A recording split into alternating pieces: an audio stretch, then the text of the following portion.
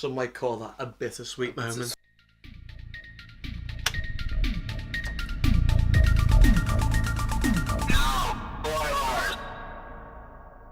Hi, I'm Paul. And I'm Dan. And this is his. And his. Top 5 games.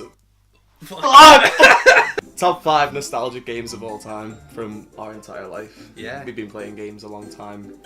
Pretty much for as long as I can remember. Literally. I remember getting, I think the first console I ever got was the SNES. Yeah. And I was 2 or 3. I didn't even get it. I was born into it. My sisters had it. Oh yeah. I remember having a PC as well. Yeah. We always had a PC. That's kind of where I started to learn how to game, really. I'm convinced that the first game I played was a PC game. Right. Do you want to start? Shall I start? I do not know. I actually haven't put them. Have you put yours in an order? I did before. I wish they weren't, but... Okay, I'll just wing it in an order. So the first one for me is Super Mario World 2 Yoshi's Island. The reason for this is when I was, again, very young. Must have been about 5 or 6. I don't know if the camera can see like this. This isn't a style thing on my eyebrow. This is a scar. When I was very young, I remember being in my grandma's and dropping a biscuit on the floor. And it rolled underneath like a coffee table, and I just, being a hungry 5-year-old, just headbutted the table, split my head right open. I had to get like stitches through my eyes and stuff like that. And I remember coming out of hospital, and the first thing that I came home to was Super Mario World 2. And the SNES. Grandma bought me. And, that's the best. It really is. Especially because like she's no longer with us as well. Like it's such a memorable game for me, sort of thing. And even like the soundtrack and everything. It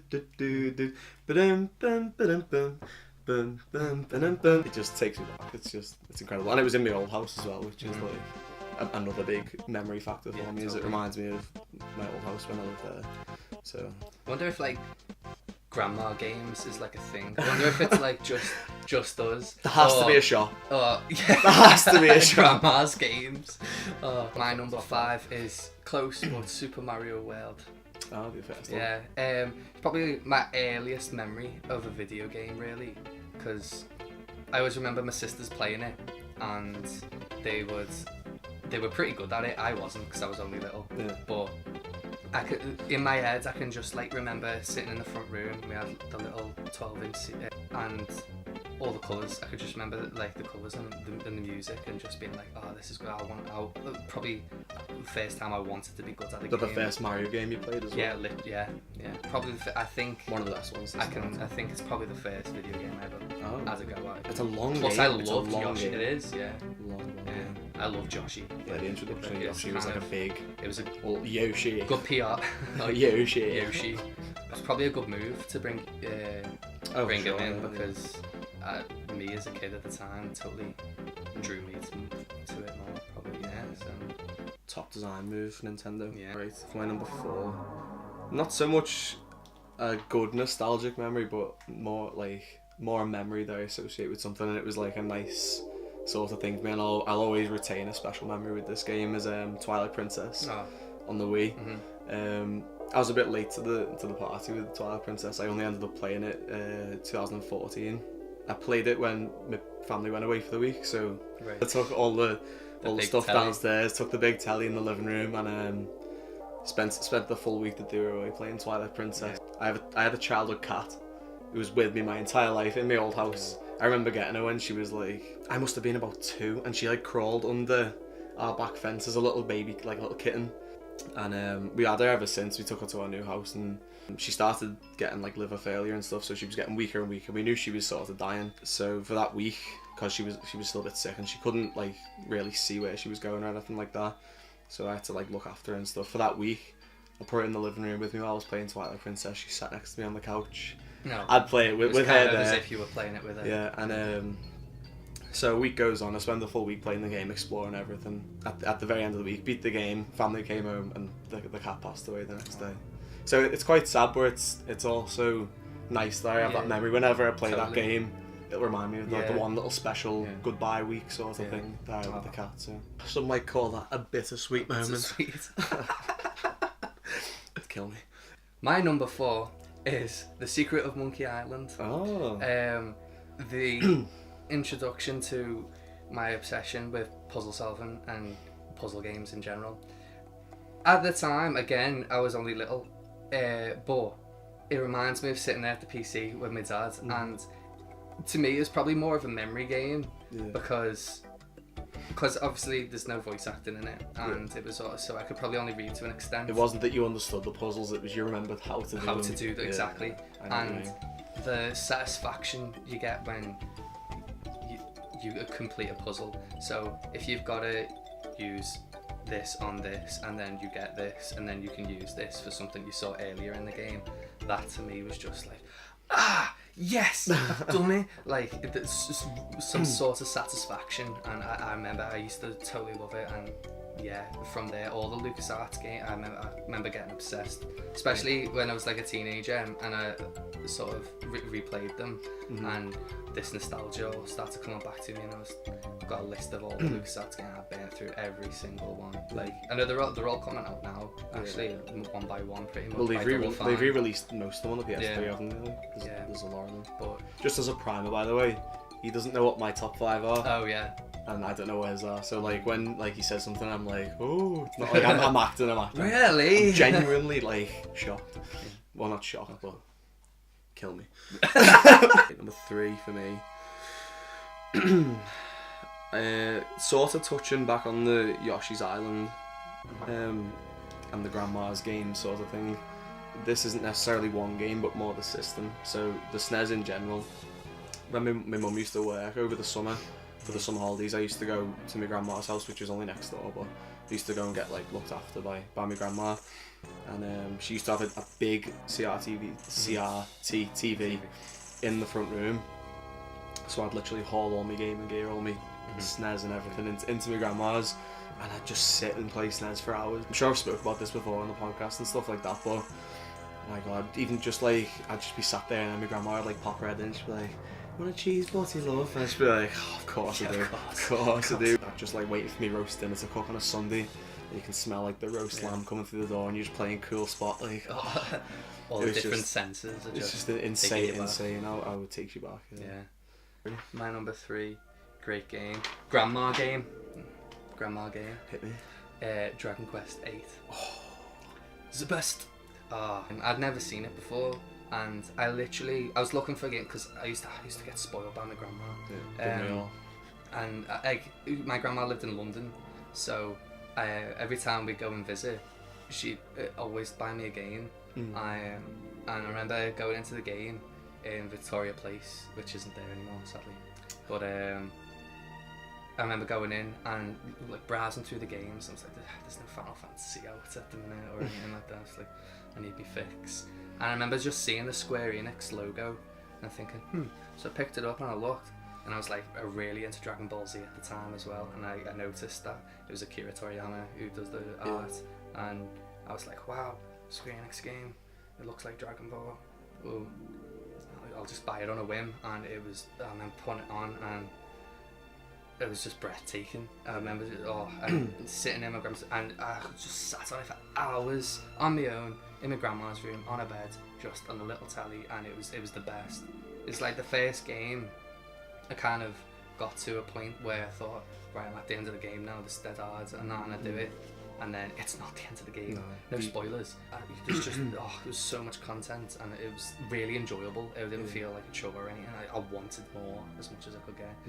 That's just one memory, but like we both have a memory with it, which it probably takes me back to that memory more so now. Is what year was it? 2013. Summer 2013. And a little bit of 14 as well. Because we both got strong memories with it. We sat down and in mine, and we played. We did the playthrough together. Well, I might as well drop into my number 2 because perfect segue. Dragon Quest VIII 2. I hadn't played an RPG in a long time. I think Final Fantasy must have been 9 or 8 or 9 was like the last one that I touched on. I didn't even play it all the way through. It wasn't even my game, sort of thing.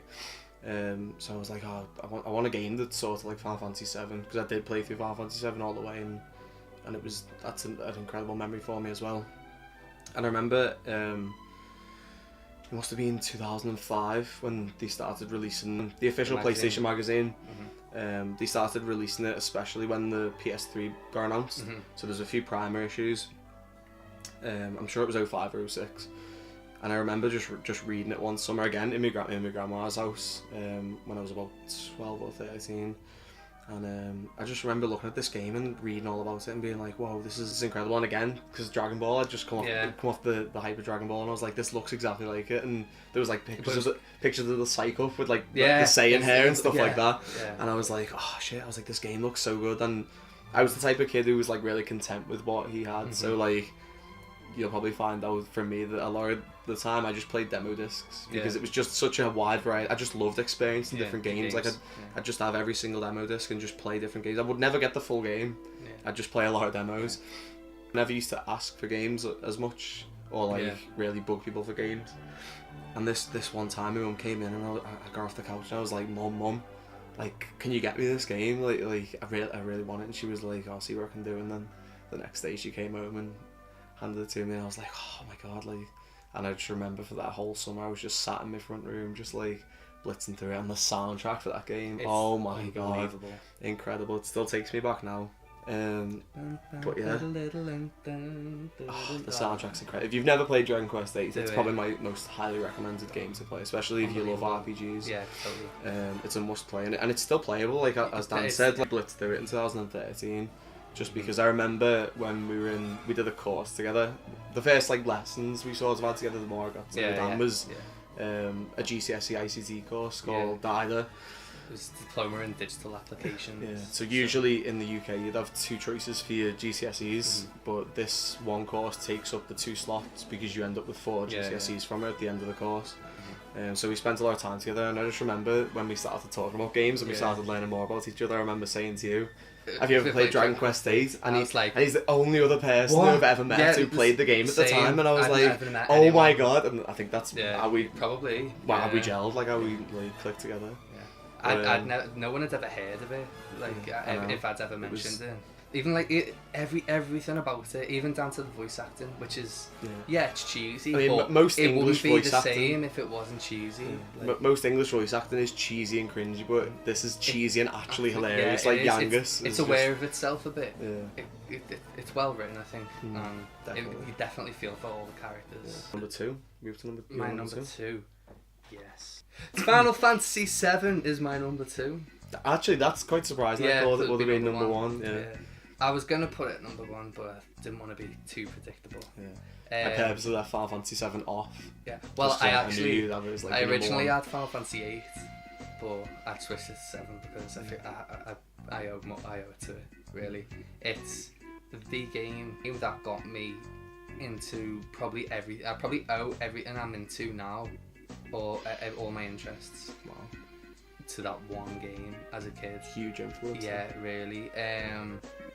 I remember my dad got it on PC. He lent it off his friend Mark, actually, and he came home and put it in and whatnot. And I was like, I was intrigued more than anything. And he would like change Cloud's name to Dan and stuff like that, just to like try and as a kid, that was like me getting immersed in it even further, and all the monsters and everything. I think I really took to it because it was turn-based. I could take my time with it and plan my attacks, which I liked, and I liked the fact that everything just resonated well with me because it was kind of my first taste of elements. So like say machines and robots are weak against thunder, and so you could use bolt and it'll be like super effective, or fire and ice or water or whatever, and that whole like the system kind of, because it's like mathematical almost. It's almost just like human nature, isn't it? Like if you see a fire, the natural instinct is to use water to extinguish it. Like I like order as well, like just symmetry, everything. It's like as if it's rules basically. It is. I mean, the materia system alone, it's probably still took me years to understand, but once you get to understand it properly, it did me too. But like the basics of it, and it's still probably my favorite kind of system for that style of game. I agree. Today, I think it just works like very well. It literally would be, I'd go to school and I'd be like, have you ever heard of Final Fantasy VII? And of course they haven't. Like, what 5-year-olds heard of Final Fantasy, and especially here, do you know what I mean? And I can remember I'd be like, okay, right, so this happens and this happens, and then I'll be so and so and you be so and so, and then we'll go, and then there's the enemy. Okay, we know we've got to take turns to attack, and I'd be the weird little kid with his motley crew of weirdos on the playground, like slashing thin air. We've all been there. Yeah. And but yeah, I mean, the soundtrack to that, the reason I got into music really, just I was fascinated by how, especially come around like 2006 when YouTube was just starting. I remember seeing there's a guy called Daniel Tidwell, and he did like a little, it's more of a snippet, he didn't really do like a full length cover of it, but he did a cover of the battle theme for Final Fantasy VII. But I was just starting to get into like heavy metal and rock and stuff at the time as well. It was like a metal version, and even though it was like basic and simple in the early days, I was like, oh my god, it just took me back. And I was like, you can do that. It was like kind of my realization that you could do that. And I was like, oh my god, and I became obsessed with the soundtrack, and that's probably why I know, but he's still one of your like favourite composers though, yeah, isn't he? Definitely. Yeah, he is the reason I got into music. The prelude for Final Fantasy is everything music should be. Remix. Yeah. And can't wait. If you haven't seen Dan's reaction video to it, Go watch to being it. announced at E3 last year, probably put like an annotation or something to it here. If it can, it's on Dan's channel. Yeah. Well, my number one. Sorry. It's such a weird memory for me, but years ago, I used to have this little CRT TV, and it used to be right next to my bed. I just remember when I first got The Sims. Yeah. Not the PC one, the PS2 box. I played the PC one years ago and thinking, wow, what was that game that I used to play on the PC where you could like build a house and stuff like that? And I remember I got it from Blockbuster when they started selling games. Right, yeah. The only platinum PS2 game I've got out of my entire collection, my entire shelf of maybe like 150 PS2 games is all blue spines, and that one ugly spine is The Sims, but I kind of like it because it kind of sticks out for me. I remember getting it and taking it home, and it was like a Sunday afternoon, knowing that you've got school the next day, and your time's as precious as possible, like on a Sunday night before you've got to get your tea and have a bath and all that stuff. This is probably all British like stuff that no one else will understand, but and I remember sitting on the edge of my bed late, like proper close to the TV, and there'd be like sun coming through the window, sunset, orange glow, the window would be open, there'd be a nice breeze blowing through, and I just remember just spending hours on The Sims, and I always try and put myself in that situation. Whenever the sun comes through the window in that certain orangey way, it just instantly takes me back, so I always play The Sims in the summer, just to try and sort of rekindle the flame of my youth. Numero uno. I honestly don't know what it could be. Pokemon Yellow. That's mine. Of course. I've got one bad memory. That's the only thing with it, and it's my own fault for being gullible. And that's why probably why I'm a who know why. But yeah, Pokemon Yellow. Everywhere I went, I was glued to my Game Boy as a kid, and it was always Pokemon. It was always Pokemon, and I just it's probably the first game I ever finished actually. Really? But because it's not hard, but it's like so easy to get into, and even after I've finished it, I'd just do the Elite Four so many times, and I'd just never get bored of it, just because I'd be leveling up other Pokemon to try and evolve them. And I remember going to a tennis tournament. Actually, our friend Chris I think he was playing, or his big brother was playing, or they were both playing, can't remember. But I remember going, and when they weren't playing, there was quite a few kids, and everyone had Game Boys and everyone had Pokemon. There was one kid with a link cable. I remember us all there just trading Pokemon, and it was amazing. It was such a good day, and yeah, the only my bad memory with Pokemon Yellow is this is a good story. I just wanted to be the very best. But no one ever was. Yeah, I did. I really did. But I couldn't. Obviously, because there's certain Pokemon for each game, you need to trade. The idea is you gotta trade between games to fill your Pokedex. Yeah, and I didn't have 2 Game Boys, and I didn't have every copy of Pokemon, the different versions. So I goes on supercheats.com and reliable source. What a classic website. Super Cheats. I can't remember remember what Cheat year. Zone as well. That was another classic one. Years ago now. Yeah. But yeah, and it said if you press, I can't remember now. You hold these buttons down on the main menu screen. It'll say, do you want to LR start and select? Start and select. And BNA. I can't remember. I think it's just might be start. Yeah. I don't know. I can't remember. One of them anyway. It comes up, do you want to erase your game or something like that? And it says if you select no and then do it again quickly or a new game with a full Pokédex. And I had no choice at this point. It was all I could do to fill my Pokédex. I just wanted Oak to be proud of me. And I had to start like from back scratch. then before we I lost everything. Before we had like Game Sharks. Game Sharks to get them on like the DS now. Actually, they did have them back then. Oh, did they? At that tennis tournament, it was the first and only kid I've ever met who's ever had a Game Shark. I've never met anyone who's had one. I had one for the DS because I remember using it for Diamond and Pearl. Mm-hmm. But yeah, the only way to get it back then was to go to an event, usually at like Woolworths or Toys R Us, where you'd give them the game cart and they put it into the little promotional system, and then you'd end up with Mew. And that was the only way of getting it. And I don't know why it was such a backward system if you think about it, because you're the game's incomplete. I don't think I ever got Mew legit. I never went to like a shop. I didn't. I've never been to an event like Toys R Us or anything. But yeah, I never went to one of them. The glitches always fascinated me, like as I got older as well, and I went back to it, like the missing no glitch. And I always remember the one to get Mew was if you surf past the SSN and there's a little island, a tractor on it. A truck. Or a truck. Like a little military truck. And if you use strength and move it, Mew will appear. And it doesn't. That's my number one anyway. So yeah, that's been his top 5. And his top 5 nostalgic games of all time. We haven't been active for like a year because we've been in university, but we're trying to get back into doing the regular uploads. We'll probably just get the podcast up and running again. Really trying to push it as much as we can. So we'll probably try and do one video a week, hopefully, something like that. So yeah, if you want to subscribe down below and leave a comment or a like, ask us a question, speak to us, like anything.